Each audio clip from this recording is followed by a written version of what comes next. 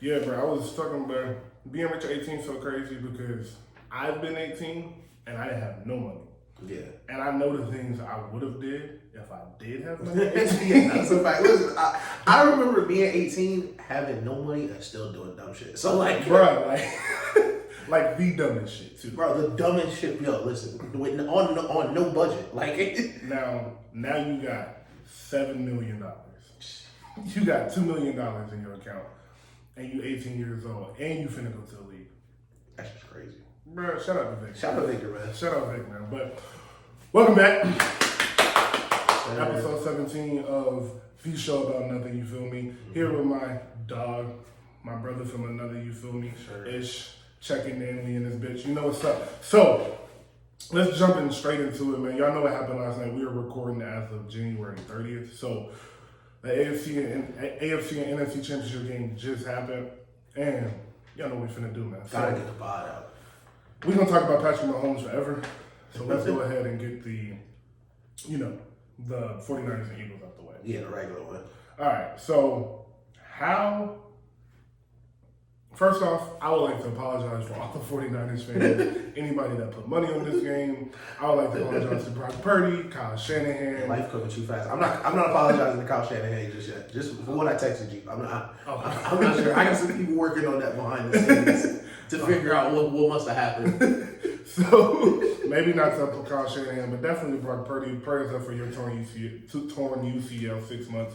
But shout out to Jalen Hurts. Shout out to Jalen Hurts, man. Year 3 black quarterback in the Super Bowl. Yes, third round sir. draft pick. Said you couldn't play. Listen, Said you couldn't start. $200 million, back it up, cut the check. Guaranteed. Yes, sir. Guaranteed. Yeah, So, what did you see yesterday that gives you confidence for them going to play the Chiefs? We don't really have to talk about too much of the game yesterday. We know they looked dominant. The 49ers couldn't play. Right. But boy, we was in for a treat. Them first 2 possessions was like we was finna get one. So I wasn't too down on the Eagles. A lot of people were down on the Eagles for their performance, but about midway through the third quarter, I think it's important to take a step back in these super big games and check on where teams are in important spots. Yes. And versus the best defense in the league, quarterback 70%. It's been a tough ass half. Mm-hmm. You still had 31 going in the third. You're still that's the best defense you're gonna face all year. No question. Not even a question. And listen, did Devontae Smith catch it? They gave him the yards. Listen, He caught it. They have the challenge flags for a reason. He caught it.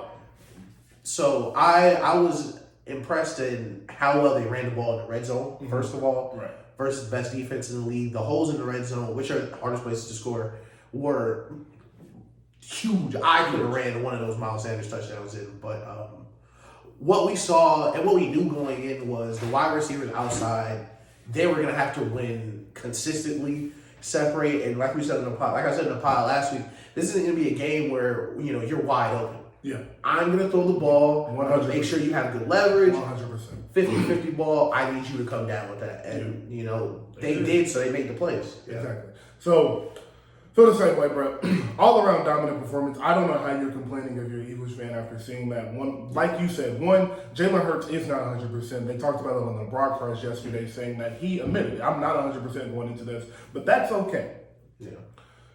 He looked like he was not 100%. He missed on a few deep balls that he's been hitting on all year. They didn't run him as much as I think they probably would have if he was 100%. Mm-hmm. And he wasn't running as hard as he was earlier in the season. And listen, the Niners hit hard. They hit very hard, and that is no fault to Jalen. I'm not complaining about that or anything. So I'm saying from what we saw from Jalen and how we know he felt, I think that's a A- performance. I think an A+ performance would have been maybe a few more turnovers, maybe a big play touchdown or a couple of them. Right. But other than that, you're nitpicking. So I think that's an A- performance from the Eagles. On the other hand, in San Francisco, bro, like I said, I'm sorry. I was so excited for this game.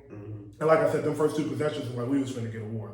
14-17 game. We said it was going to be probably low scoring, 17-20 game. So, but Brock Purdy gets a torn UCL on the second possession. What you going to do, bro? Shout out to Christian McCaffrey, though. Hey, life coming too fast. Man. Sometimes, Hassan Reddick just ripped your elbow. second drive because you started throwing when you shouldn't have. You know, exactly. Life pitch would come at you fast. The CMC touchdown was just incredible. Incredible. That was so different, man. I love seeing. I was thinking during the game before it even happened, like, man, I'm so happy to just see a player like CMC who's accomplished so much actually get a chance in the playoffs to see what he could do. And it was, he almost played QB damn near. Like, man, he did everything he could for them. Bro. Yeah. He did everything he could. I real quick before we do jump to the Chiefs and Bengals. The 49ers have one issue, and we all know what it is. Know that issue is quarterback. Right. So, if you are the 49ers, what are you doing, bro? Because you got to solve this problem. Are you running it back with Jimmy G? You going to give Trey Lance his chance? Or are you looking at Christian McCaffrey like, maybe 2 more years of his prime? You looking at Debo like, maybe 2-3 more years? You looking at Fred Warner? That's a tough position. Luke Kuechly, I don't even know if Luke Kuechly played 10 years maybe? Nah, not even. I think it was 9. I think it was 9 years. So it's like, how much longer Fred Warner really going to be there and in that shape? Pat Willis, same thing. Exactly. We've seen this movie before where they have a world-beating defense, and that is my segue into why I did not want to say I felt bad for Kyle Shanahan this year. Because I had some people on this. Because we just had to figure out what possibly could he have done, and I don't think it was Kyle Shanahan.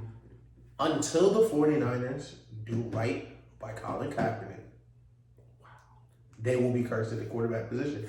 And I've seen this a bunch of different places. I really had to think. Since they've gotten rid of Kaepernick, have they been able to get at least a quarterback that will play well? And then do they stay healthy? And every single time, something happens. So I think John Lynch and the 49ers organization needs to extend the olive branch to Colin Kaepernick, because I have, outside of something supernatural, like a curse, I've never seen luck that bad from somebody. I've never seen luck that bad from Kyle Shanahan. For you to be on your 3rd string QB already, and then he rips his elbow the second drive, then your 4th stringer comes in and he gets a concussion. To the point where your now 3rd stringer, who cannot throw the football further than 2 yards, has to come in, and you are down 31-7 running the football. It felt like it's like a Twilight Zone episode where like the devil gives you these gifts, but you just can't win a Super Bowl or something like that. You're the best play caller in the NFL in the 3rd quarter, down a couple scores, and you literally cannot throw the ball. You literally cannot throw the ball even if you wanted to. That is sick. Because you do not have a quarterback on the entire roster. It's mind-blowing. So, are you putting all your cards in to going to get Lamar? Are you talking to Brady? Are you running it back? I'm going to kick the tires on Brady for sure. Because I don't think they'll want to pay what Lamar is going to cost. Not just solely the contract, but what other teams are going to be willing to offer to get him out of Baltimore. 100%. I think the Jets are going to offer more. I think the Panthers are going to offer more. Falcons, Bucks, if Brady leaves. It's a bunch of teams that are willing to just... And the cap just went up that. And the cap just went up, I think, like $19 million, which is... Listen, 20 years. Hey, that's a linebacker. You know, it's a lot of things that... That's a linebacker and a corner sometimes. Exactly. So, I think... I would kick the tires on Brady for sure, but if you can't get Brady, I would put it in Lance and Brock Purdy's hands.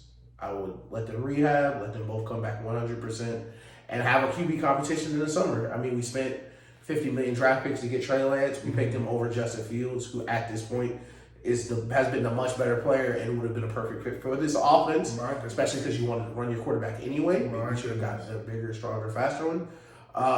But what an easy decision. Hey, listen, what an easy decision. Wow. It's so weird that you were the 2nd best quarterback in that draft your whole life. Like even going back to high school.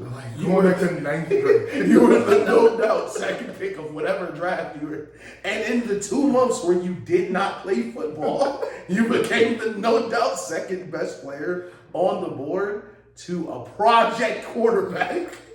So, you know, with them picking Lance over Fields, you know, you really, especially what you paid for him, you really have to hit on that pick because it's really hard to overcome missing out on a top 5 pick. 100%. So the only reason I slightly disagree, because part of me was thinking today, like, all right, you run it back with Brock Purdy. He just went 7-0. Well, I'm not even going to count this game. He just went 7-0. He comes back, and at the very worst, you're going to win your division. At the very worst, you're going to be second in your division behind maybe a resurgence from the Rams. Mm-hmm. And maybe Geno gets the better after year 1. So at no worse, you're the second best team. If he returns. Right. No worse, you're the second best team in your division. And you know you're going to make the playoffs. And you know with the defense you have, you're going to win a playoff game. Mm-hmm. So you're confident in your ability to at least get to the divisional round just off the back of Brock Purdy and your defense. Facts. Trey Lance, you don't know. That's a fact. As much as you think you know, and as much as you think you've seen in practice, until the lights touch down in front of you on a Sunday night football game, on a Monday night football game, on a playoff football game, you don't know. Right. You just don't know. So that brings me to the one guy we do know about. And he has 7 Super Bowls.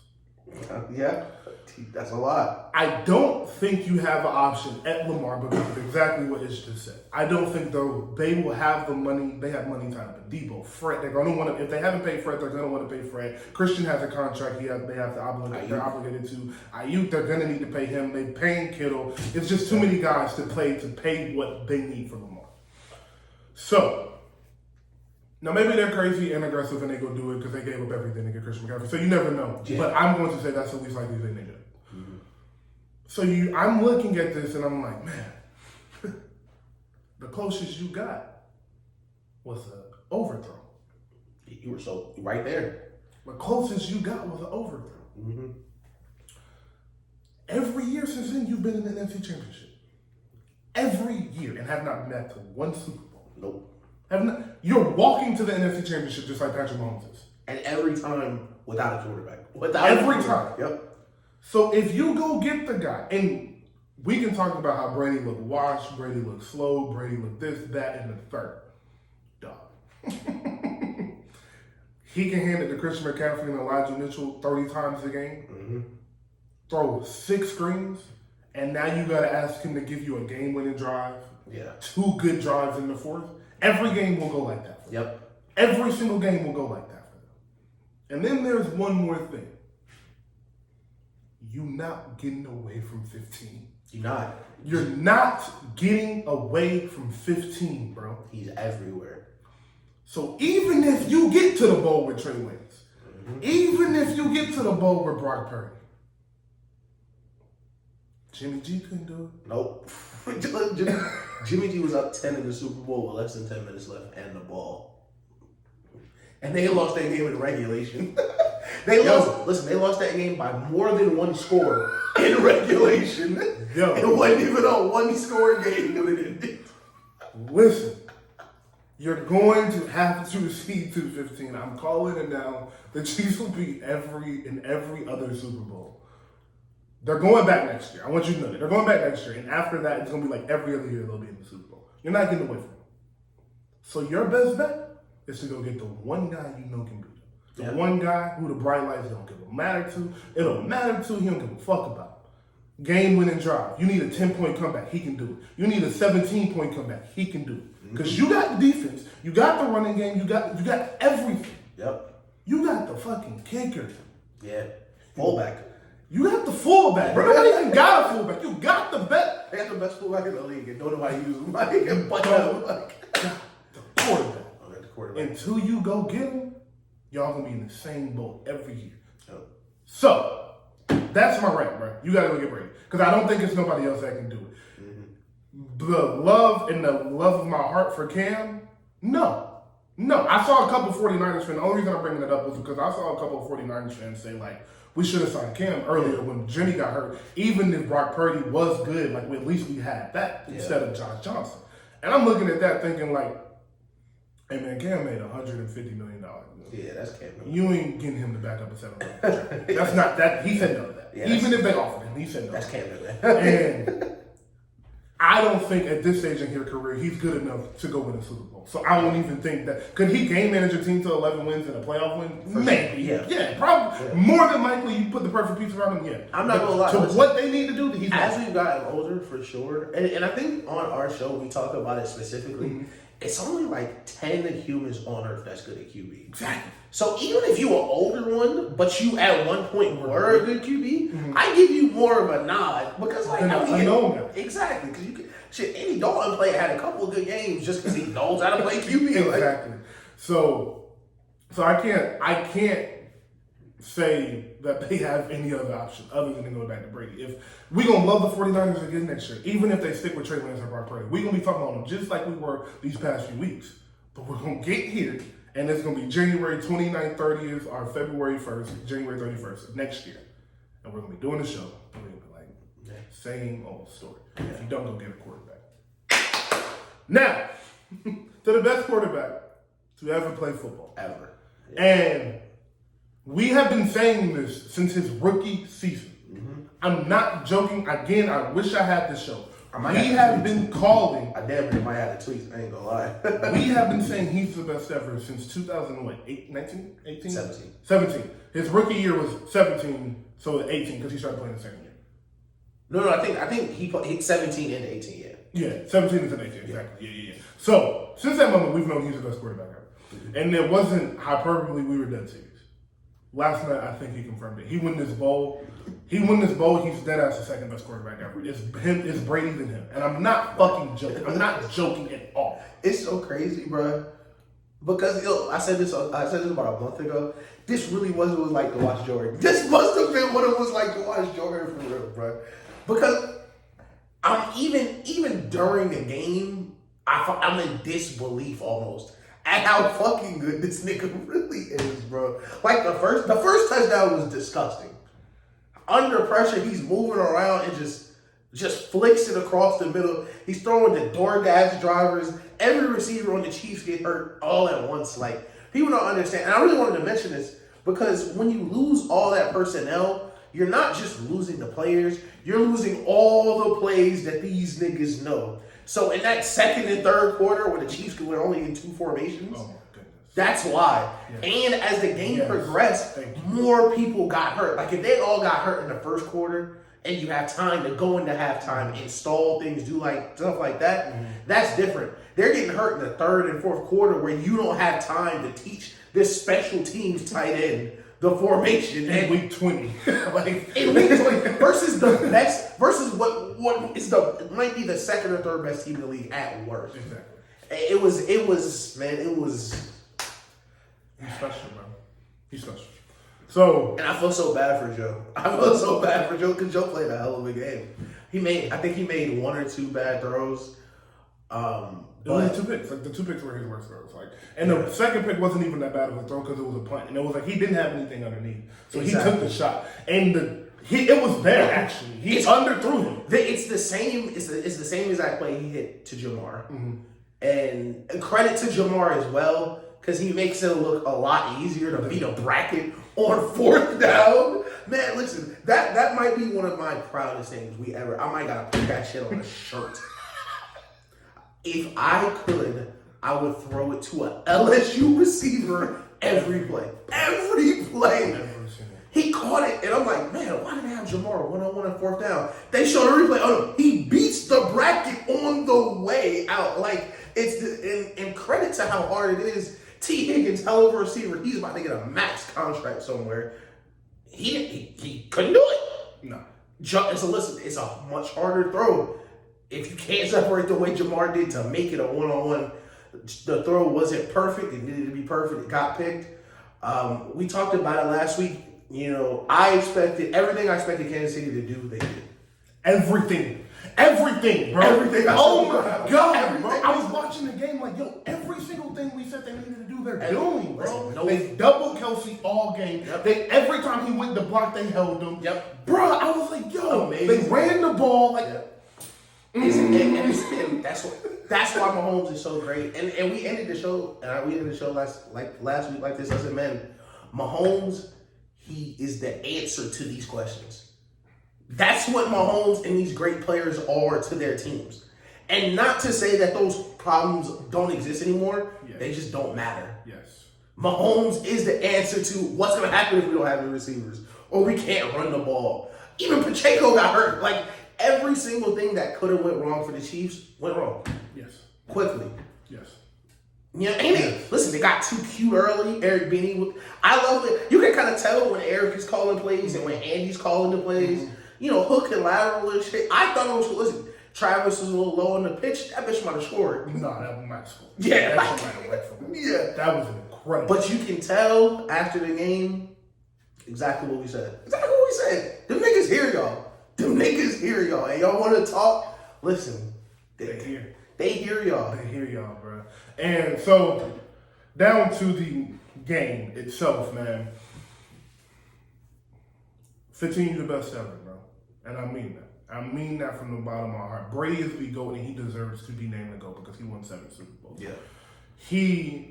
To really be the GOAT and be serious about it, I say he probably got to get the 4 at the clip he's shooting. Like, if he had 4 in, what's it, 23, and if he had 4 in 26, it's like, all right. What's up? Like, it's whatever. To put it into context, he's 5 for 5 right now on AFC championships at home. Like, he still has not played a road playoff game in his life. He doesn't even know what it looks like. It's either at home or it's the Super Bowl, so it's a neutral site. And he's done that 5 seasons already. And he's just coming off doing it in a year they were supposed to be rebuilding. The entire defense, secondary, new. O-line, new. Wide receivers, all traded away. It's 3 rookies in the secondary, bro. And shout out Sky Moore, shout out Pachenko. I was just doing random shout out Scantling. Valdez Scantling. Listen, shout out MVS boy. No cap. And I know MVS went home super satisfied, man, because MVS got to experience the difference. And Aaron Rodgers? Yeah. Aaron Rodgers traded in. No. MVS traded in his Benz to go get that new G-Wagon. Instead, they both MVPs. It's just a little something different in there. It's just a couple extra features you weren't ready for. Where he's shredding one of the best playoff defenses we've seen with MVS and these free agent wide receivers, like the stats going around. He had 24 tackles and 4 catches in his career. The number 80 whatever with his arm breaks. He looked like a tackle. It's man. And Mahomes is just running around. And the last scramble, man, what's his name? Osai. Listen, a lot of people killing you. But I get it, bro. I really get it, dog. I really get it. Because you know what made me think of? What? And not to say like this is him in that situation, but when Michael Jordan mushed Reggie Miller, like he just lost his shit. And you know what, man? Some niggas really just that good. Where you been playing great shit. Osai was playing his ass off. Yeah. He get out the pocket. He see Mahomes get that first down. He saw red, no pun intended. He know, right? He on one ankle. Listen. And to life coming too fast. I think we should call that listen, Brock, life coming too fast on the side, life coming too fast. Blew your knee trying to push out the MVP. Maybe you just gotta let them kick a 60-yard field goal into the win. I mean, I don't know. Makes sense. All right, so I will start at the play and then we'll go backwards. Yeah. You gotta be better than that, bro. You gotta be better. It makes me sick. It makes me sick, seriously, bro. And I know you're 22 years old, second year player. Like I get it, bro. But it makes me sick because you have to have some self-control, bro. You have to. This is 7 months of work, bro. Like, this didn't happen last week, bro. That's why I be feeling so bad, bro, for these niggas, bro, because this has been since June, July, in the off season. Yep. We in the summer in June in Florida. Yep. Getting working. In California, getting working. It's like his lives. Eating right. Ain't shit normal about my life. Everything different. To get to this, bro. To get to this one moment. Listen, I like where you going. I don't want to cut you off, but like, niggas like, why Tom Brady throwing shit on the side like that nigga ain't had a burger in 12 years? Bruh. is changing their life patterns for this, bro. Like, why LeBron saw said LeBron ain't got a soda since he came out of high school, my nigga. Like, LeBron was sponsored by Sprite and could not have it, bro. Like they worked their ass off for this since June, July, August. You going through the summer practice, through the heat, 2-a-days, watching film, 40, 50, 60 hours a week. You talking about a full-time job, bro. Like the quarterback, Burrow, Chase, they in the weight room at 6 in the morning, 7 in the morning, leaving the building at 9, 10 o'clock watching film. For you to do that, bro. Like, and like niggas can talk about like, you don't understand his momentum and all of that, but no, bro. Like, you know what's up, bro. You know what's up. And it's not even like it was a close call. If it was some shit niggas was on here on today, like, man, they shouldn't have called that. They really shouldn't have called. It would be different. But you were out of bounds. You were out of bounds. Man, it's not like you were surprised. Right. You were out of bounds yourself, and you still extended your arm. It's not like you ran into him, tried to catch him, and then they called the flag. You extended your arm, bro. And brother, look who you pushing. Look who you're pushing. Like, yo, if he listen on the punt return, if niggas push Sky Moore like that, cool. If they call a flag on that, niggas want to get up in arms about it. I get it, fam. You are pushing the MVP of the league on a bum ankle. 5 yards out of listen, what makes the clip so bad is a teammate of his is standing out of bounds just looking at him. Cause the play's over, nigga. Like, your teammate's just standing there looking at you. Knowing what you just did, bro. Man. You turned a 60-yard field goal or a play because they didn't have any timeouts. Right. The timeouts were gone. It's either a 60-yard field goal or it's 8 seconds versus 10. And listen, that's Mahomes. He made the whole 50-yard touchdown. That's what I said. I was like, bro, maybe with 8 seconds left, Kelsey work his magic and get an out route for 20 yards and they win anyway. Exactly. But like Kanye said, we'll never. Exactly. And listen, I said that bitch was going into overtime.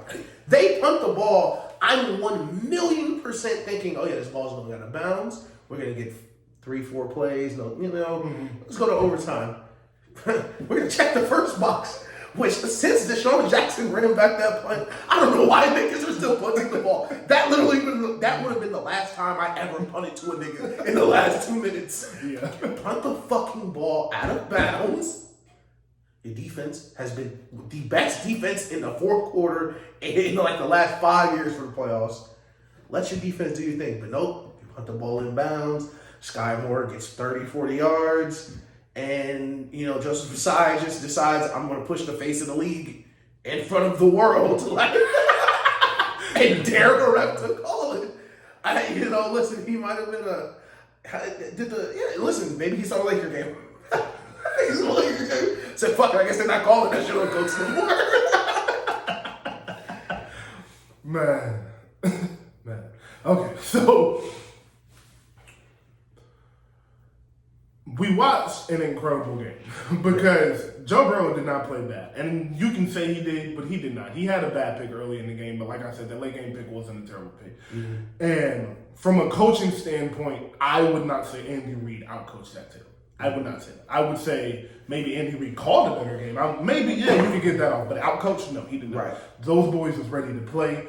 We had a great game. And this game was going into overtime. I have no doubt about that. I don't believe that they were about to get 15 yards. That Bengal defense is really good. They're very disciplined. I think a potential 55-yard field goal, not a 55. They would have, 55 by 5 yards in 8 seconds. Yeah.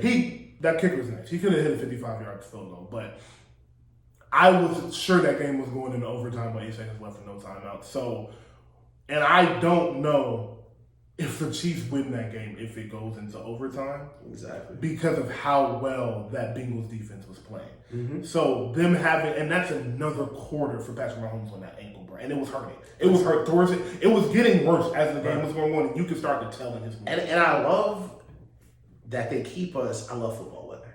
Football weather. Y'all know I love football weather. And they keep us updated throughout the game how cold it was. Yes. It was like 9 degrees at halftime. Yeah. That cold setting on that ankle. Mm-hmm. It's been a couple of long drives in the fourth quarter. Down. It's stiff. And another thing, like you just said, literally, they're running out of bodies. They're fucking running out of players to play the game. Mm-hmm. If you make it into overtime, you have such a great chance of getting out because they literally do not have anyone left. Mm-hmm. Like, people returning kicks, if they get hurt, would change the face of the game moving forward for them. Like, it was, man, you really hate to see it. You really hate to see it, man.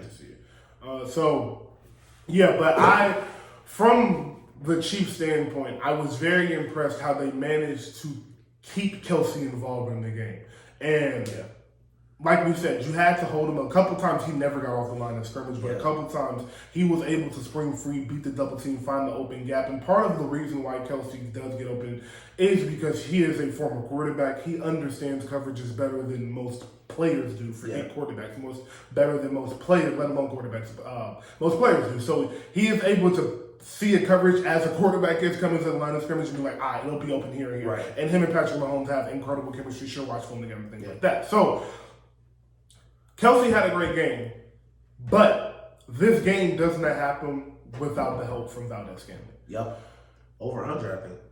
He played such a big role for Patrick Mahomes in the second half because he made it to where you had to respect the deep ball still. Exactly. And that is what Kadarius Toney was bringing. That is what Mecole Hardman, who went out early in the game, was bringing.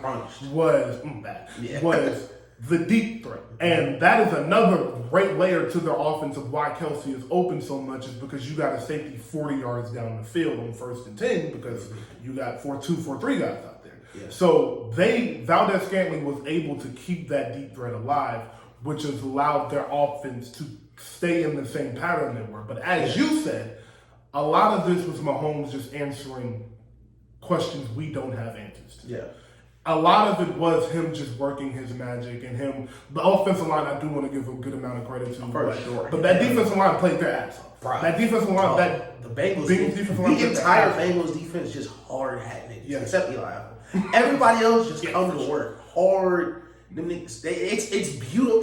I love even watching it. I think the play ended up blowing dead. I don't think they ended up running this play, but I love this. I don't even know. I forget what happened, but they didn't like the ball. But it was a defensive line front change on 3rd and long, where they brought their DT, moved him out to the end, brought a linebacker in to replace him over the middle, and had Sam Hubbard drop back about 5 yards right before snap, and then Mahomes didn't snap it. And then Sam Hubbard sat up and fam, they just rotated the D and up here to be a QB spot. It's creativity. It's great football. It's really great football. It was great football, man. It was an excellent thing. It was beautiful to watch, but Mahomes was just picking them apart because he is the best quarterback ever. He's just better. But on Joe Burrow's, and I think Joe Burrow played a good game, but I'm not going to lie, man. Yeah. I think the pressure got to him. Listen. And I know nobody want to say it because he's ice cold. I feel it. And y'all start putting these labels on players, and from their actions, y'all don't call shit what it is. Yeah. The pressure got to him. That underthrow, that ball that got picked by T. Higgins, as I said, that pass was there. He was trying so hard not to overthrow him because he knew he needed that. Yeah. He knew he needed that pass. He knew the down the distance. He knew that was a game on the line. He knew if he complete this, he knew everything that's going through his head. So he's trying so hard not to overthrow this ball. I'm really glad you said this. That he underthrew. Somebody has to be honest. And listen, it's always going to have to be us. It's always us. Because punt a ball with 2 minutes, that game should be over. Yes. That game should be done. Mahomes should not touch the ball again. It's a very short list of players I would be comfortable even doing that with. Mm-hmm. And it damn sure Joe Burrow was not on that list before that. No. But, this is a bottom line business for sure. And this is why I love the NFL. And listen, I've never been an NFL's great guy because niggas got to lose. Somebody got to lose. And it just looked like, and it really did look like the moment was just a little too big. A little bit too big. Your team did a little bit too much chalking. You had a little bit too much to back up. And listen, just a little bit. I don't fault his decision making. The only thing I would have said is, I'll fucking go to Jamar one more time. I'll go to Jamar one more time. I can't blame you there. But I will say this, man, about Mahomes again. Do you know that there are only 6 quarterbacks in NFL history that have been to more Super Bowls than him? 6. That's crazy. 6. He is the second youngest person to win a Super Bowl. He is the first quarterback to host 5 straight AFC Championship games. And he is 27 years old. Dog, listen, I don't want to run these stats off. He's first. These are playoff rankings for players in the NFL for quarterbacks. Minimum 12 games. He's first in passer rating, completion percentage, yards per game, touchdown to interception, passing touchdowns games, and touchdown to interception. He's number 1 in all those, per game. He's number 1. And that's just that. What's crazy is it was just a normal game for him. Just another day. Over 300, that's the average. Too tough, that's normal. That's the average. Over 100 passer rating, like it was nothing. He was out there like it was a Madden league, and you put a trade on MVS. Like he's just doing it. It is the best defense in the league. Listen, Josh Allen got Stephon Diggs, couldn't fucking figure it out, and that is the difference between the Chrysler and the fucking Maybach. And Brady used to do this too, where we would go play the number 1 defense in the league, and Chris Hogan would go for 225, throwing to Danny Amendola and all these no names. So, listen, please, give me a break when Stephon Diggs yelling at you on the sideline. Yeah, he should be fucking mad. Like, he should be pissed. So, I do want to ask you this. And the Bengals are excluded from this conversation. Right. Because they have what it takes to beat the Chiefs. That's fact. In the AFC, you're looking.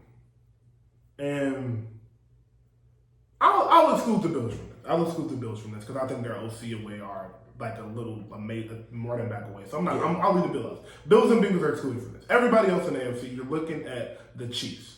And for that sake, you're looking at the Bengals. And you're saying, all right, we're going to have to see one of the two or both of them every single playoff for probably the next 10 years or any injury to, All right, so if you're the Ravens, your answer is probably keep the defense how it is, get Lamar 2 receivers, and run it like that. Exactly. Everybody else, what are you doing? Because Justin Herbert, you're worried about his character, his issues. Maybe Kellen Moore does issues. Kellen Moore is hired as an offensive coordinator, so maybe he works together with him. Kellen Moore. Kellen Moore was like, all right, but I'm going to be a quarterback who passed to my team. Nah, he finna the Chargers offense finna look nice, but does he got the it to beat Mahomes? He's still a Cowboy coordinator, exactly. So, and does Herbert have the it to go through Burrow, Allen, and Mahomes in one playoff run, or one of the 2 of the 3, one of the 3? Does he have that? I don't know. And Trevor. I don't know. Yeah. And Trevor, I'm looking at the Jaguars like you got to build that defense to stop 15-9, and you got something working because I don't think that boy y'all got a quarterback is no slouch. I just think you need to keep pieces around him. But how do you answer this question of we got to go beat this guy? Yeah. Or are you looking at it like, damn, it's Brady again? So you're just looking at it like it's Brady again. So it's like Brady again, and the blueprint to beat him is the blueprint that's was to beat Brady. And the best way to look at the blueprint would be look across the conference to who's going to play them in the Super Bowl. Historically, the best ways to build a team is you need to get a QB, rookie deal, and then take that QB and surround him with as much talent on that rookie deal as possible. That's why the mismanaging of Lamar is such a big deal. Because in these early years when your QB is cheap, you can afford to have A.J. Brown, Devontae Smith, Bradbury, Slay, Fletcher Cox, and Ndamukong Suh. All these stars, Lane Johnson, Jason Kelsey, the list literally is endless of help you can have because you don't have to pay 40%, 50% of your salary cap to just one person. So teams in that early window need to be as aggressive as possible. Like you see the Niners not paying their QB shit, went out and got Christian McCaffrey. Teams, Cardinals wasn't paying nobody shit, went out and got DeAndre Hopkins. Josh Allen, Stephon Diggs, all these things. So if you're a team on an early window, like Jacksonville, Not the Ravens anymore, but they've done enough to gather talent in office already, except for wide receiver. But they don't have as many holes as other teams. You want to maximize that early QB. You know, he may not be the best guy, he may not be a superstar, but we can win there. But if you're Miami, you don't sign to it. If you're any of these teams that are not sure and you don't got the guys around him, you can't afford to be the Andy Dalton of the 2000s, where 5, 6, 7 years of your franchise are just tied to this, this guy. So like, I think teams like the Jets, teams like the Jags, teams like the Chargers, who are on that early upswing, they need to be as aggressive as possible because, Brady and Mahomes have, I think, been in like the last 14 AFC Championship games down there, some crazy shit like that. Yeah. But on the other side, listen, it's a revolving door. Sometimes the Ravens get through, sometimes things like that. And those teams who do get through, they are not because their max quarterback just figured it out that year. No, they had a super fucking roster and they maximized their window. So if I was in the AFC, I would be really trying to take 4 or 5 year windows with these teams and maximize the talent. And if we get 3, 4 years in and we don't got any world beaters there, you might have to hit the reset button a little earlier than you would if you were in the NFC. And I will say this. Do I think this is going to happen? No. But Brady did go through a little something for 6 years. Yo, listen, went 10 years without a bowl. 10 years. So, you never know. Right. You never know. But that's not right. So, listen, it's really hard to win in the NFL. It's so hard. It's so hard. I'll let you have Patrick Mahomes. But, Unless you're Mahomes. All right. And shout out Patrick Mahomes Sr. Shout out you, my nigga, bro. Because my nigga, yeah, because they be trying to play you. I fucked with niggas at the game, had all this shit on. Y'all need to get him and Ja Dad in the room. I will say this. Seeing him made everything make sense. Yeah. I don't know if y'all got that from that. Yeah. But seeing Patrick Mahomes' dad, I was like... Hey, did you hear what he said? Did you hear the clip? Yes. I was like, man. Everything makes sense. He was like, yeah, my son did what he always did. I was like, man, how long has he known his son was the GOAT?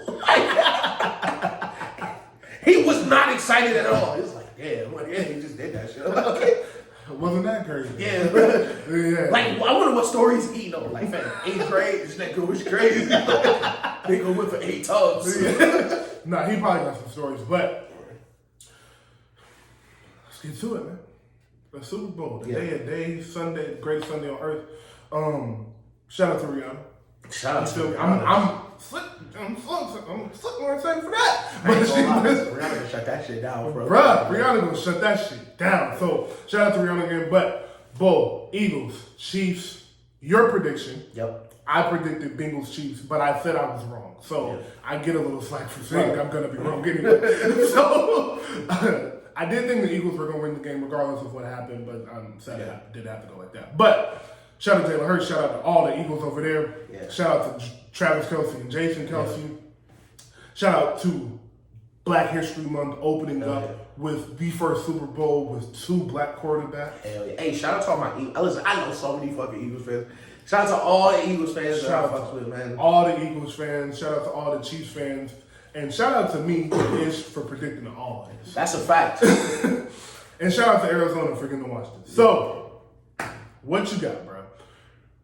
A powerhouse on defense. Oh, this is the best football player ever. Yeah. And one of the best running games in the league versus a run defense that isn't great. Yep. And rookie corners. Yep. And 2 number 1 receivers. Two dogs. 2 dogs. Yeah. What you got, man? What you got? I got the Chiefs by 4. I ain't gonna lie. Listen, the line came out. I think the Eagles are -2. I think the Eagles are no doubt a better team, top to bottom. I think at some point we'll rate the players in the Super Bowl, and the Eagles have most of the best ones at almost every position. Yes. But earlier I was like, this is what it was like watching Michael Jordan, and to beat this team, it's gonna take a GOAT performance. Mm-hmm. And with that being said, I mean, this is just what this nigga does. Yeah. Listen, I'm old enough to remember him playing the 49ers the first time. where I was looking at the rosters like, damn, for example, seems kind of crazy. But, people just find ways. The Eagles this year, very interesting season when you look under the hood. Best QB they've placed all year, Trevor Lawrence. And it's, football's a very fast game. If you're in the NFL, you're a great player. QB's not so much, but you can still play. But going from the level of QB they've seen to 2 weeks off, kick that ankle up, get some rest, potentially a 100% Mahomes, I don't know. And 2 weeks is a very long time. Kadarius Toney, the little, rub the ankle, Mecole Hardman, get some rest. I really think this is gonna be, 93 Jordan. Where it for him to beat this team, it's gonna take what he did in the Tampa Bay Super Bowl. Yes. The difference is they've learned from that Super Bowl. They've seen that, okay, we can't survive offensive line losses. No. That is something in the playoffs that we can't get around because that is the one thing we can do that'll affect Mahomes. Yeah. If we literally don't give him any time, there's nothing he can do. But this Chiefs offensive line, to their credit and to the Chiefs' credit, has been one of the best in the league. They protected Mahomes really well. And I think if his receiving core, is moderately healthy, that him and Trav, this got to be it. Okay. This got to be it. And I argue with a lot of people about Travis Kelce Gronk because I still have Gronk, my best tight end ever. It will take a lot for Travis to pass him. But, I was arguing with him literally just yesterday. And I said this then and I mean this now. When we needed Gronk versus the Legion of Boom with no number one wide receiver, he was there. Tug, hooping. Yeah. Big plays. He was. Trav, you got to be there today. Oh, run actually. You got to be there, bro. Because, hey, listen, Mahomes is going to need you versus that Eagles defense a lot. Because the Eagles offense, they're not going to be. I don't see the Eagles offense being slowed down a bunch. No.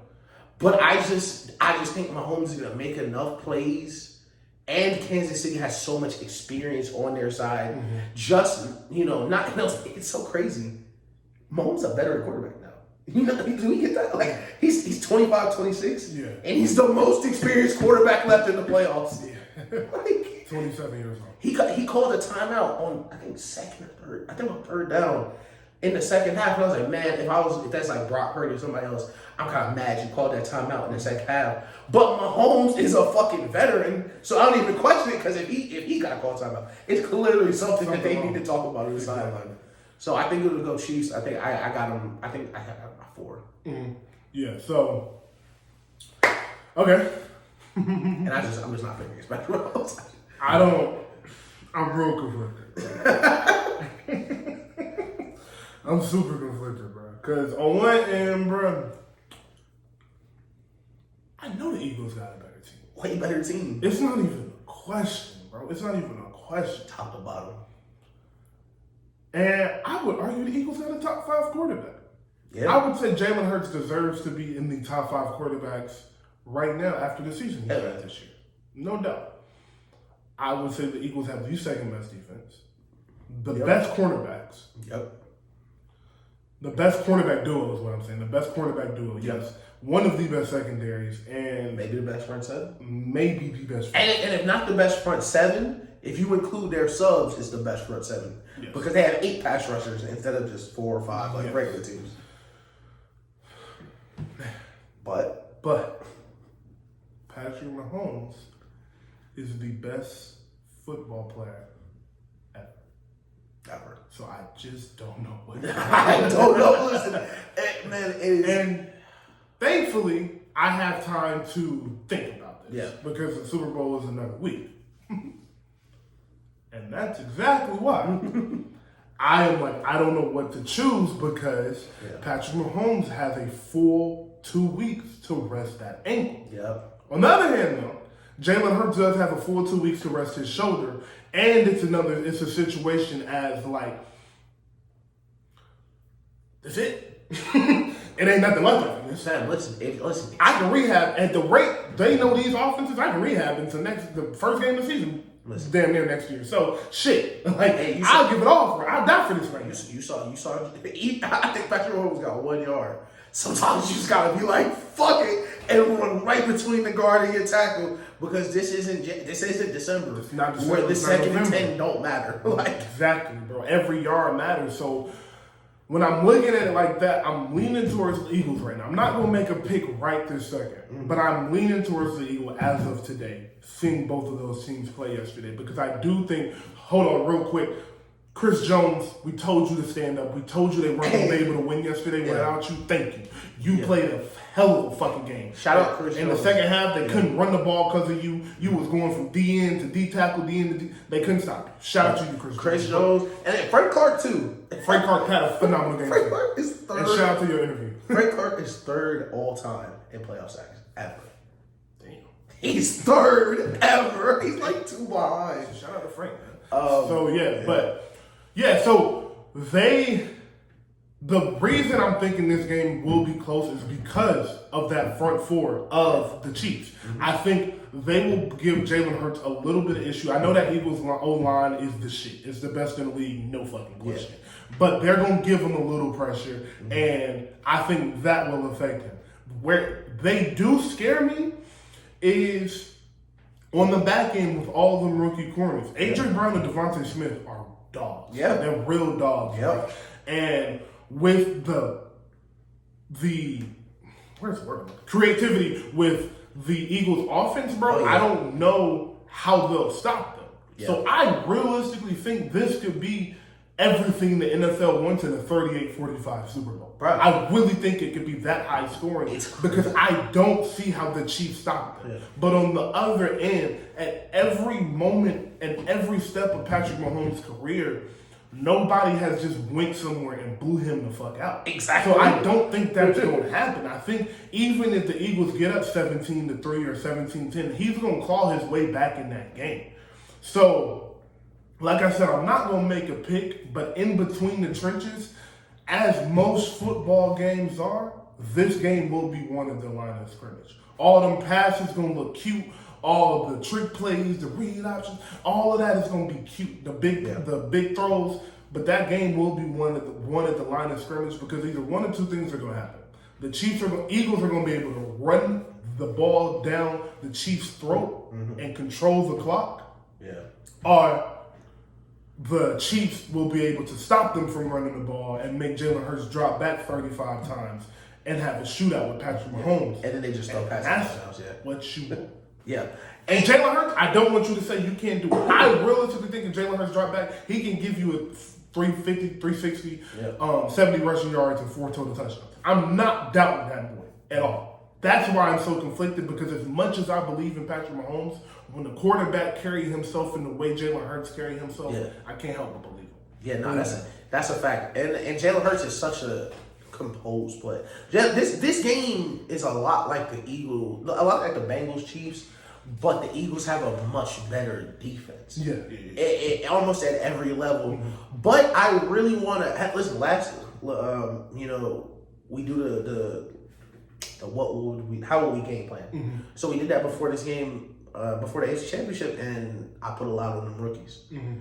I said, listen, you're gonna have to, and they did exactly what we said they were gonna have to do. No free releases. Y'all have to win a lot of one-on-one matchups. Yes. And outside of the one-on-one matchups that y'all win, when they do go into brackets, you're gonna need to be opportunistic with that because they are gonna take those chances. And I want to shout out to Steve Spagnuolo for sure. But Steve Spagnuolo, and I did not know this until I watched the broadcast. He was the defensive coordinator for the Giants when they beat the undefeated Patriots. Oh, okay. So that changes a lot. Listen, this guy. That actually changes a lot. And it's really interesting to watch every year how the Chiefs' playoff defense look versus their regular season defense. And I think it's gotta be him, Chris Jones, Frank Clark. It's gotta be the same song and dance. Mm-hmm. They need to get Jalen Hurts off his spots. They need to rush in lanes to not provide him opportunities to hop out the pocket. Right.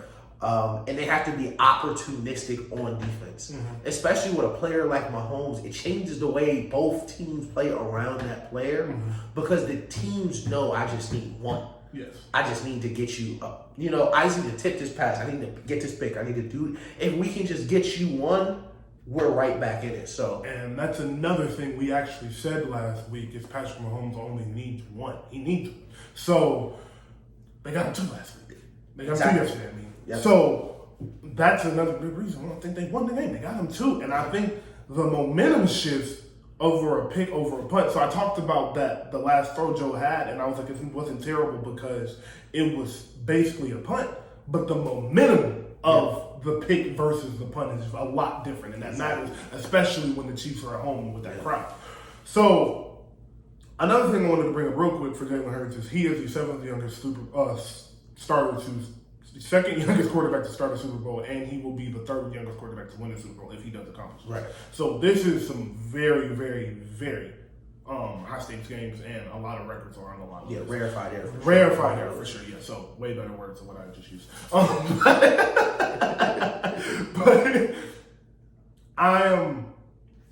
I have a question, and this was something a lot of guys will talk about that played in the NFL with playoff games.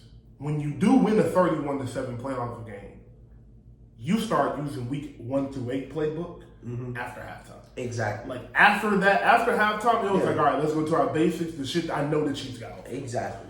So I am very interested to see 2 things. One, what else they have, what layer they peel back in the next 2 weeks of their offense. Yeah. What do we look at and they open up in the playbook? All right, like we've been saving this, or we pulled this out once every 4 games or something like that for Jalen. Right. What are you doing to make it as easy as possible on him? And 2, I am very interested to see what in-game adjustments they make against the Chiefs to be able to run the ball effectively, because if you were watching the San Francisco game, the San Francisco was doing a fantastic job at stopping the run, but the Eagles started pulling guards to go down, because San Francisco did what we were talking about and started sending people off the edge. So when they ran the read option, Jalen had to give it, and then the defense in him was already smashing. They did that a couple of times yesterday. They would just send the guy on the edge, and the defensive end, even when he was blocked, they would send the guy on the edge a couple of times. So to counter that, they started pulling Kelsey, or they started pulling Lane Johnson. So I'm interested to see in game what they do to stop, because I do think you're 100%. Spagnuolo's gonna have the boys ready to play, and he's gonna watch enough film, and they've been watching enough film to know, all right, these are what their go-tos are, and this is how we gonna contain this. And I'm interested to see how they counter that. And also a storyline that we'll hear, of course, as we get closer to the game is Andy Reid's time in Philadelphia. He also coached Mike Vick, where they ran a lot of read option. Andy Reid, one of the best play callers ever, knows a lot about the read option, run fits, everything there is you need to know about read options. Right, he would know. That's why this matchup is so interesting, to see what counters they come up with, what personnel they try to use. Because a lot of what the Eagles do is not just overwhelming talent; it's great scheme combined with that, where they put you in positions where you have to do something to stop this. Yes. And once you do that, there's a counter to that they get to naturally, where they make you be spectacular or perfect every play. Shout out Nick Bosa. I definitely want to shout out Nick Bosa for the play he almost made on the goal line, almost got the safety. Played both players on the read option. Like, they put you in positions where you need to be superhuman to consistently stop them every time. And similar to what I've said the past, ironically, 3 weeks about Brady, with the I'm gonna hit you every single play, and I'll explain that a little bit. If you haven't listened to the past few shows, Brady, like I said, if running back is open on the 5-yard out, he's gonna throw that ball 15 times in a row if he has to. Yeah.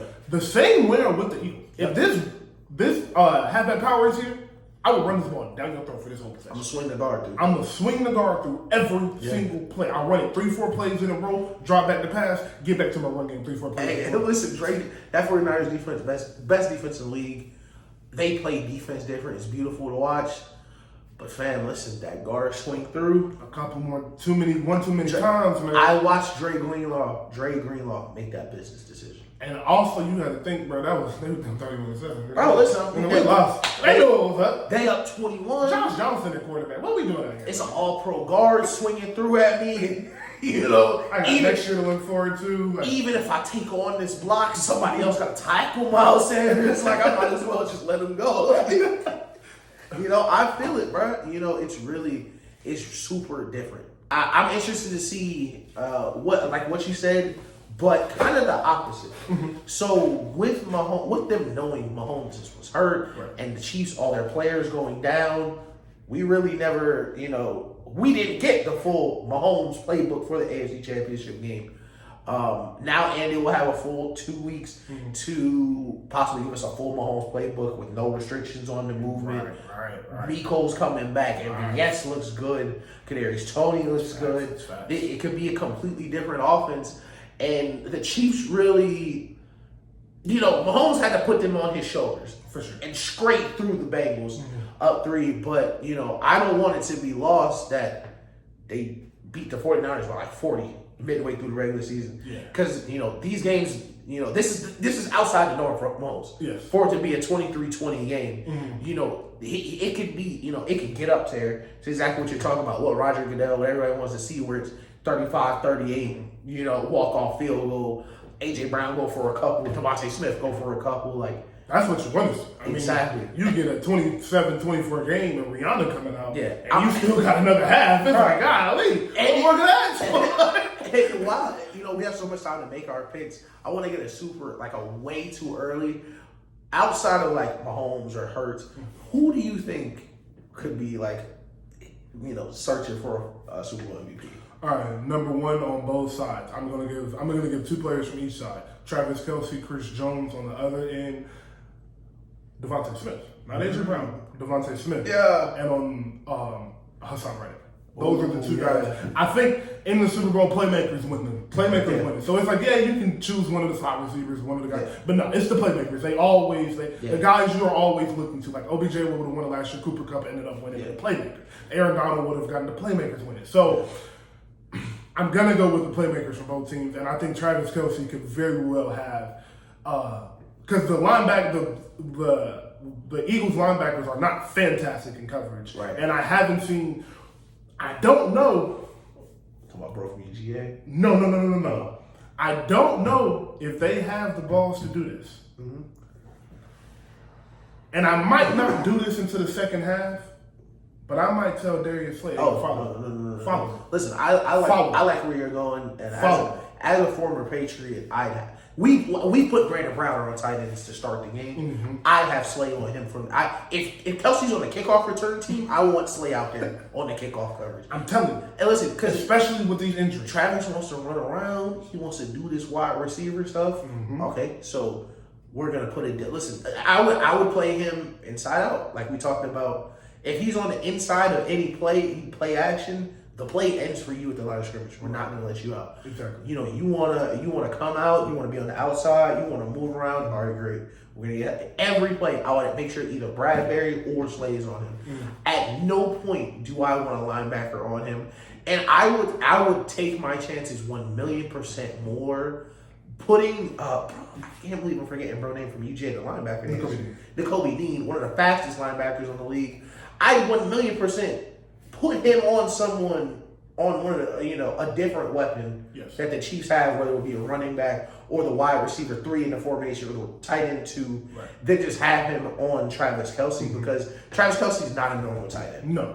And conventional things need to stop being trying to use on Travis Kelce. Exactly. He's not a conventional player. Mm-hmm. Like it's a clip on Twitter. This guy is so fucking mad. Like, how does Travis Kelce get free releases? It's the red zone touchdown he got. Well, if you slow it down, which the regular people, they just can't, because they just don't get it. Mm-hmm. He has a free release because first, he's the second player in the stack.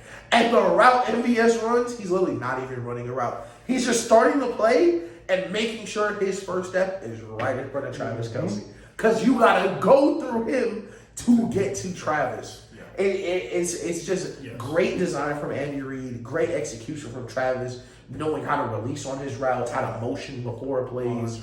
I would have Slay on him from the jump. Okay. But to answer my question, I think all yours was great. Travis, Chris Jones, Devontae Smith. Devontae Smith was definitely going to be mine for the Eagles offense. I love Devontae Smith. We were super early on Devontae Smith. Everyone was he's too skinny, this, that. Shut up. Listen, can the nigga catch? Shut up. Can he catch? And can he run right? Can he get open? What did I say? I said he was just going to be open all the time. What is he? Open all the fucking time. Every time I look up, this nigga's wide open. But I'm going to go Slay. Okay. I'm gonna go big play Slay because I think he has the he's gonna have the opportunities to win these games. You need your great players to make outstanding plays in high tension situations. So I think there'll be plays where he's on Trav, 3rd and 6, 3rd and 7, where he's gonna have to step up and make the stop. And he all year he's been taking the number one, doing this. I think it's his time to solidify himself as one of the best corners in the league. In order for him to get the MVP, he's going to have one of those games where a casual fan can watch the game and be like, oh my God, he's really good. Because the corners are hard to notice, like, oh, he's really good. Yeah. He would have to have such an impact on the game. He's going to have a pick for sure. Yeah. If he gets to pick 10, 11, 12 tackles in a game where just a casual fan is like, damn. He needs a Gilmore game. The last Gilmore game. The last DB to do it was Gilmore, and Gilmore had a pick to seal the game. And he also has a couple passes deflected, and Slay, what will be going against him naturally is it's most likely to be a super high scoring game. Exactly. So, but it's Steve Spagnuolo, one of the best defensive coordinators ever, and one of the best defensives ever on the Eagles side. Both locked this shit up, and it's 13-13 going into the fourth quarter. Someone like Slay would have a great chance of, really having a chance to get that Super Bowl MVP. How do you? Last question. No, before I say this, I do want to say Miles Sanders too, because I could definitely see them handling the ball 21 times and him going for. I want to shout out Miles Sanders because he used to be on he was on my fantasy team this year, and you really never get even when the season is, you're still kind of rooting for them niggas. Shout out Miles Sanders, man. I rolled the dice on Miles Sanders contract here. Yeah. Listen, go get your fucking bag, Miles Sanders. So very excited to see this game, but is there? Before we get off of football, I do have to have a question about Cincinnati. Yeah. You changing anything? You worried about anything? You just running the back saying we where we at? Cincinnati's new to this. Cincinnati's new to being one of the best teams in the league, so someone's going to need to sit down with Cincinnati's owner and explain to him what the luxury tax is and how he's going to be spending it for the next couple of years. Yeah. Because, T. Higgins is going to be really expensive. And either you're going to give T. Higgins a really good deal, because you got to sign Burrow this year, you're going to give T. Higgins a really good deal, or you're going to trade T. Higgins. Yeah. And I would do my best for these next 3-4 years to do whatever I can to keep as many people here. But outside of that, I like where we're going, and you're just a couple plays away. You're a couple plays away. You're a couple flag away. I wouldn't listen. It's really easy to overreact. If you're a Bengals fan, you looking at this game like, damn, if you don't get the penalty, we win. Yeah. if he don't get that one penalty, we probably win the game. Exactly. So I wouldn't change anything. You're just going to keep getting better. I don't think Burrow's going to take a step back. I don't either. I think Burrow will get better next year. And I think they'll open the playbook up a little bit more. I think Burrow will be able to make a lot more throws than he gets. Because Burrow can make a lot of throws, but his arm strength isn't the best. And he doesn't have the zip on the ball. He get everything there, but it's when Josh Allen really throw a beautiful pass and zip, Aaron Rodgers really let one go. He don't have that on him, so I think and Brady developed that over time. I think it's something he. Sometimes there's throws that are not open unless you throw it super hard. Yes. And I know that sounds very stupid to say. We're really deep into the football breakdown and shit, but sometimes you really got to throw the ball just harder than other throws. Like the first Patrick Mahomes touchdown, you really got to put that bitch on the rope. Because he's breaking in the same time the DB is breaking in. Yeah. You need to make sure this ball is going to hit him on his inside arm and hit the ground, or it's not going to be caught. 100%. So I think he'll definitely learn. And I really just think they're going to keep getting better. Jamar got hurt earlier this year. Didn't have his best year, numbers wise. He's going to come back even better. I think they're going to be Tyler Hayden Hurst for another year like that. Exactly. I'm not worried about them at all. So, anything else you got left on football? No, I think No. Oh, the Jets. Patrick Mahomes is the best player ever. Yeah, I don't think it's anything. I don't think I could ever see. Like, I can't even figure out the last time I saw him play a game. I didn't think he was the best player. No cap. Like, I can't remember the last time. I don't remember thinking like that. Somebody else is playing right now a little better than him. No cap. So, to basketball, just real quick. We gonna talk about this shit, bruh. Lakers Celtics. First off, I want to give a huge shout out to the NBA for Rivalry Week. That was a very good idea. I think the more you do that, that's gonna catch on a little bit more. Gives the players something to look forward to amidst a long ass season. So shout out to the NBA for that. That was hard. Yeah. But Lakers Celtics Saturday night, excellent game. The Lakers have been looking decent the past few weeks. They gotta get healthy and stay healthy, and then we can really make a real prediction on them. But they have looked pretty good. Bron, shout out to you, bro. We don't know. We know. You know we feel about Bron. But speaking of Bron, obviously gets fouled. Yep. Smack the shit. And we'll start right there. Yes. Smack the shit out that nigga, bro. I was watching that shit, and the Bron reaction. First of all time reaction. All-time reaction. All-time GOAT tantrum. Shout out to you. Nobody else is getting the latitude to get on your knees at the court and start praying. He went full, like, Alhamdulillah, like 2 knees down, like, beautiful. And, you know, I'm on both sides of this. I ain't gonna lie. First, it's such an obvious foul. It's such an obvious, oh my God. The 2 refs staring right there. Ref could have reached out and literally grabbed the foul, like, you fouled him. Like, that's it right there. But at the same time, I mean, I watched you push KD in the finals in the game winning shot. You know, the game is the game, bro. And listen, I understand, and I watched Undisputed today just to make sure. Of course, I knew he was gonna say it, but Shannon Sharp was like, "Man, listen, y'all tell him to do this all the time, and he don't because this is what happens." I was like, "Hey, you know, sometimes that shit just gonna happen." Like, hey, and you right, you right, bro. That's why he doesn't go to the hole in a lot of game winners because he don't get a lot of foul calls to begin with. He is as much as he drives to the hole, and I have been on record, and I will say to the day I die, he's the greatest driver of the basketball in full court, half court we ever seen. Giannis is cool, but it ain't nobody like Bron going to the hole. And he don't get the foul calls he should. He does not. Nope. Which is why you get a jump shot, which he has. Which is why I think he should have took the jump shot, which he didn't. Which is why they lost the game. So you know what it is, and it's crazy. It's so beautiful the parallel of this. Because we have in the league right now 2 greatest ever at something. Mm-hmm. And the same thing that happens to Steph is happening to LeBron now. Mm-hmm. Steph shoot the ball so well that sometimes when Ja Morant jump 5 feet and land on him, I feel like I kind of get it. It's kind of not a foul for him. Like, you know, like, bro, that's how they treat him. And LeBron, it's like, man, he's such a good driver. Like, I kind of get it. Like, they're expecting you to just make it anyway. So it's like Steph fall to the ground and then he make the shot. And he's like, what you want me to do? Like, see? Call it. And the refs this year, and I don't want to get too far from it, because and they are right. People are right to be upset because the refs this year have been, of course, historically bad, but they're always bad. It's always been that. We always complain about the refs, but on to Patrick fucking Beverly. Yo, shout out to you. Shout out, man. I love Patrick Beverly. If y'all don't know, he's one of my favorite players. I love Patrick Beverly. Love his story out the mud for real. But dog, that nigga pulling that camera to that referee face is some of the funniest shit I've ever seen happen on it. It is the best technical foul you could possibly earn. Nigga say, yo, you see this, right? Cause it's not like that was his homeboy. He had to go ask bro, like, you got a picture of this? Like, he had to go find the photographer that had the picture to go walk it to the ref. Yeah. And the funny thing is, nobody stopped him. While Brown was throwing his picture, Patrick Beverly was going down the line of the cameraman like, yo, you ever watch TMZ?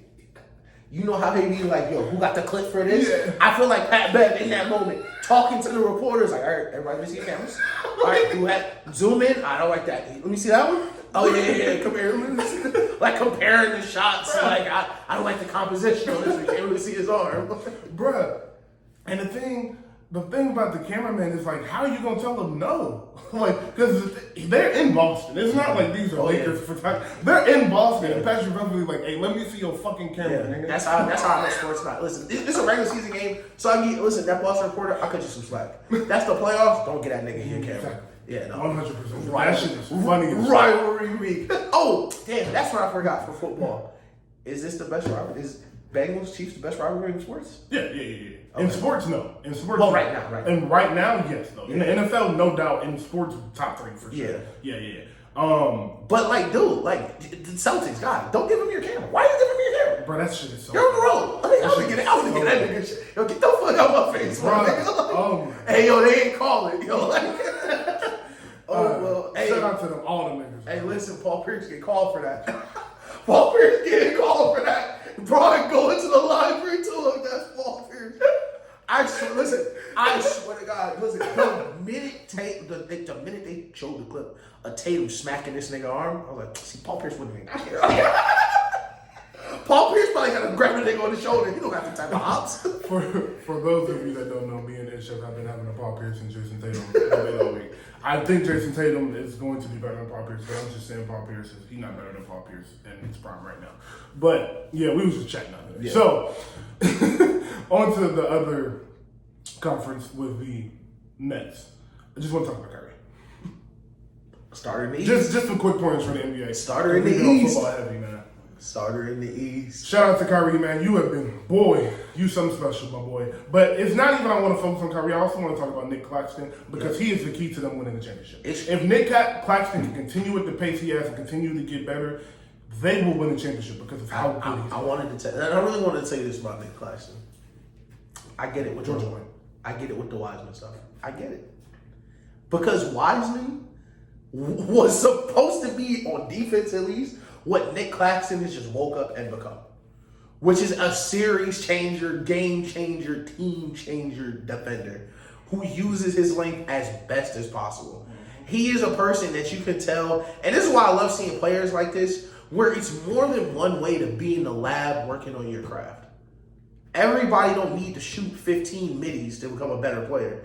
Nick Claxton turned himself into a non-threat on defense to one of the best rim protectors in the league by becoming literally a better defender.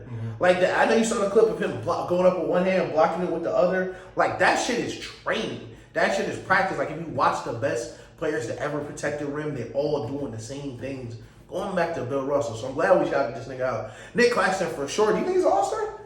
No. I think he's close. I think it's guard heavy. It's so guard heavy. In the East, it's no centers. No, for sure. Yeah. It's like, I definitely think they may give him the nod just because it's no other centers to choose from. Just like between him and Brook Lopez, and I think he deserves it over for sure. Yeah. So I wouldn't be surprised. I'll say that. I'm not going to be surprised if he's an all-star. But I just don't think with the way they be voting. Let me see, because you got Darius Garland gonna make it probably. You got Harden and Embiid both probably gonna make it. I don't even know how they do the fucking. He's not gonna go. Embiid's not starting. No, Embiid's not. Embiid will be on the bench. Yeah. But if you're looking at the rest of the East, bro, it might, because like look at these teams. So it's like you got Garland who missed a lot of time, but I think they'll give him the benefit of the doubt. Harden, Jimmy ain't been playing. That's what I was getting to. Jimmy ain't been playing. Bam might make it over him, and they might give the nod to the Knicks players because they're Knicks players. So, but it's like actually a lot better chance. Now that I'm looking at the team, it's a good chance. Yeah. But I'm thinking Halliburton is going to make it from Indiana. Quiet as kept. Pablo could damn make it over here. Shout out Pablo for sure. But yeah, I don't know. But I would love to see him. I would love to see him. He's been hooping all year. He's been playing his ass off. But on to the West. Oh, the Warriors are the 6th seed right now. Well, listen. Hold on. I saw this morning. I might have been too early to jump ship on Minnesota. Maybe. Hey, man. Shout out D'Lo, man. 50. Listen, I know. Listen, you know what? I figured out what type of guy D'Lo is. You know, he's one of our type of guys. You know, it was a long summer. D'Lo was into some things he probably shouldn't have been in. I guess he take time to get back into hooping shape. But, hey, they're the 5th seed right now. Like, see, man, things are coming together. Ant has been playing out of his mind. I would like to point that out. 21 bags of hot fries a week. Shout out to my real West Side Atlanta shit. That's it's only 7 right days now, in a week. I'm not gang affiliated. Anybody that watches this that is, please. It's 21 bags in a week. It's 7 days in a week.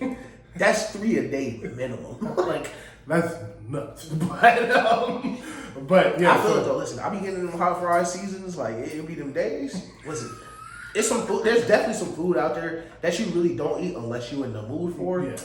Yeah. Nigga, a bag of hot fries when you really want them. Cocoa Puffs is it for me. That's how I feel. Hell yeah. Cocoa. I don't eat cereal, so but when I want some cereal, it's either Trix or Cocoa Puffs. So the one question I have about this real quick is do you see anybody really like challenging the Warriors right now? Because I'm just really not worried about the Nuggets in Memphis. Like I'm just not. But do you see anybody else? And for those of you who don't know, I don't think nobody gonna beat the Warriors. So, like I'm a Warriors fan, so like same old story for me. You know who I do think? Yeah. The one that I would love to. This would be my dream Western Conference Finals, and it may happen depending on Lakers' health. I think it'll be the Kings and the Warriors. I really think it'll be the Kings and the Warriors. I knew you were gonna say that. I love the way the Kings are built. I love the intensity they play with, especially at home. And life happens cyclically. Life is rotations. And they don't have Steph Curry, of course. No. And they're never gonna be another Steph Curry. They don't have Draymond Green. They don't have Klay Thompson. But this Kings team right here, they feel a lot like these early Warriors teams where it's this super energetic, young team, nasty crowd, super hard to go on the road and play them. But now they got a new coach, and them niggas are ready to play some fucking defense. They got an experienced coach. Yep.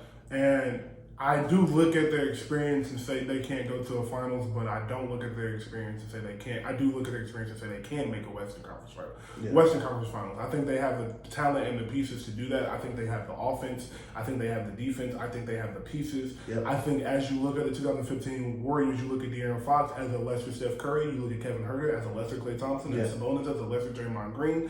Do I think they can beat the Warriors? No. But do I think they can beat everybody else in the West other than probably Denver? Yes. Yep. Do I see them? I think these top 3 seeds stay out as they are. I think it will be the Nuggets, Grizzlies, and King in that order. I think the Grizzlies may get the 1 seed, and if you're the Grizzlies, you don't want to play the Kings in the second round. You're not going to beat them. I'm calling that right now. The Kings will beat the Grizzlies in the second round if they do see them. Hey, shut up, Dylan Brooks. I am calling that right now. I think the Warriors will get the 6th seed.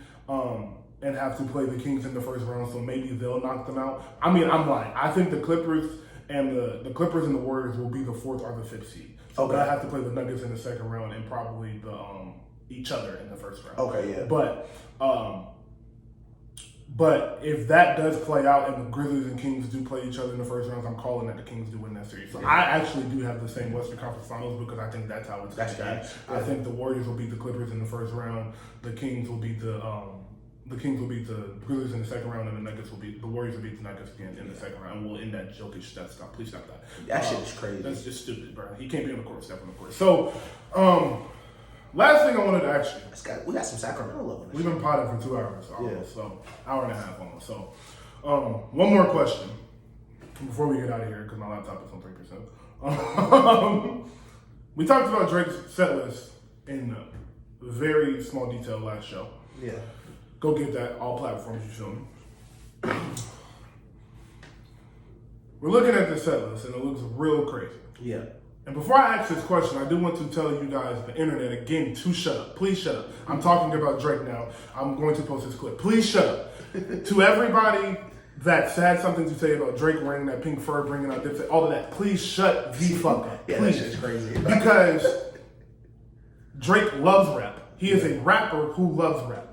His favorite rappers are the guys that are now his peers, that he's looking at like, I'm one of you now. Yep. So yes, the pink fur means something to him because he was watching that shit just like you were, bro. Exactly. Thinking the same thing, like, damn, that shit hard. thinking the same thing, and he got to wear that and live out a dream in New York at the fucking Apollo, bro. Hey, listen. He's at the Apollo with some New York niggas with the fur on, my nigga. You know what type of dream come true was that, bro? You know what I was thinking? I was like, listen, rap nerd Drake probably would have been just as mad as you. Just as mad as you were. Rap nerd Drake probably would have been so mad that this random guy had on Cam's jacket. But, you know, that's the way it But is. you're not Drake. So please shut up. Also, he really does love Dipset. I don't know if you know this, but he sampled them on Middle of the Ocean. The Middle of the Ocean beat, the second beat is a sample of real niggas from the diplomatic community. This is real to him, bro. Yeah. And he samples old rap songs all the time. He quotes them all the time in his lyrics. Drake is true to this shit. He just did a cover of 24's on the new album. So, and he don't even like T.I. like that. So, listen, do your Googles. Do your Googles. Do your Googles. There's some shit I won't say on here. To my point. And it's the pod, so you know it's great. That told me back. There's some shit I can't even say on here. To my question. Owls ain't coming for me. People, get your camera phones out. I want to ask you this. And your answer cannot be Kanye West. Right. Drake put together one of the best set lists we've seen in a long time, and it can get better than this. But it's about 37 songs. Yep. Who would you like to see perform their greatest hits? And I said can't say Kanye West because that's his favorite rapper. I can't say Drake because that's my favorite rapper. Oh, yeah. So who would you like to go to a small venue too? We're not at Coachella. We're not at these big venues. We're at a small intimate venue, the Apollo, the Tabernacle here in Atlanta, or the Roxy here. It's a small venue, real intimate show like this, really for my fucking fans. Damn near you gotta rap some songs to me to come to this concert type shit. So, of course, the easy answers would be the biggest artists. But and that's why I asked you, because I knew you weren't gonna say that. So my early experience with TD was really underground, looking for unreleased. And so my answer is gonna be Kendrick. Okay, that's great. Because Kendrick has the type of music that is perfect for that type of environment already. And those deep cuts, the cartoons and serials that you don't even know, all these unreleased cartoons and serial tire marks. I can really go on for days of songs that didn't come albums, or they were being made in a different time, so they weren't part of a big Kendrick Lamar project that had been washed away. There are gems there that real Kendrick stands, which I consider myself really appreciate, because there's some songs that you just don't know you'll feel if you go to a Kendrick Lamar concert. The same way as if he's at the Apollo and Ronald Reagan era starts, and Ab-Soul's out there doing the outro, or if they're gonna Drake got these niggas at the show. In the vision I would have, Kendrick would have the TDE niggas at the show for this time in TDE where they were all on each other's music. They were all remixing everything. That would be my favorite one if I had to pick one for sure. That's beautiful. That's a perfect answer. So, our GOATs of this show, just in case you're tuning in, this is your first episode or something, thank you for joining us. But our GOATs are always the go-tos of the Waynes, Hove, Kanye, Drake. Yeah. We throw Kendrick in that conversation, but we don't talk about him as much, but because he doesn't release as much, that's honestly why. So I'm going to stray away from those. Yeah. Because my first answer for me was I would love to go see Hove do a one night only at the Apollo. Literally, you said that shit. I was like, Hove, yeah. And I'm that's the easy answer. So my answer was in true Atlanta fashion, bro. Okay. Saturday night, 7 o'clock at the Tabernacle.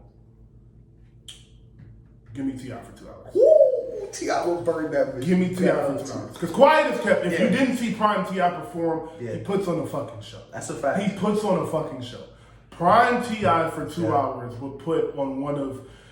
Remember when niggas was laughing at him about the verses? Nigga, get you ain't with us. Right, but that would show him. Yeah, that's he is. Yeah. Because the way he would be able to change the energy and control the crowd in this room, kind of like what Kendrick would be able to do, the exact same thing, just in a different way, because it's Atlanta. It's Atlanta music. Yeah. So the way he would be able to go from whatever you like to Let's Get Away to Blurred Lines to change the vibe. Then we go into 24s and Rubber Band Man and all of that, and then bring out Wayne. He can bring out Ross. He can bring out 2 Chainz. He can bring out 2 Chainz. They can do Spin It. He can bring out Wayne. They can do mixtape shit. They can do all it's just so many things. The T.I. intimate T.I. show really for some Atlanta niggas would be phenomenal. I have another answer. And you know what? We don't mention this guy a lot because I was worried he would probably sue us, and it cut out. So this will be video exclusive. Yeah. I'm gonna say Wale. That's a good one. In the DMV. That's a good one. Give me 40 because I can go mixtapes about nothing, underground stuff. All those years where Wale was on the backpack side of rap, he can give me all those, but he can still give me the Lotus Flower Bombs, the No Hands, all that stuff. But I think Wale in a venue like that where he can play the Lucy's, he can play the fan favorites. Oh my God. I would throw Wale in there. So I had an underground rap, like a. I'm not gonna put a grade on it because I don't want to disrespect nobody. But one of those type rappers of mine was 2 Chainz. I was gonna say 2 Chainz first. I was like, because 2 Chainz really kind of the same way, like can just control the room. He got some real ones, like everybody knows, and he can bring out anyone. Like the same thing, he can bring out Ross Lane, Drake, all of them. So like 2 Chainz in Atlanta would be crazy too. I don't want that. And Quiet as Kept, Pretty Girls Like Trap Music is one of them. Pretty Girls Like Trap Music is one of them. It's one of them. So I think I was listening to, was it called Blue Cheese? Blue Cheese with Beatles? Yes, it's so good, man. Oh my God. All right, but thank you for joining us, episode 17. This wraps us up. This episode will be up. Doesn't matter. I keep doing that shit. But like, subscribe, comment, YouTube if you're watching on YouTube. If you are listening to the podcast, you didn't see this part. So you didn't hear this part. So shout out to y'all. Thank y'all for joining us. Shout out to y'all making it to the end of the YouTube. And clap it us for us for being right now.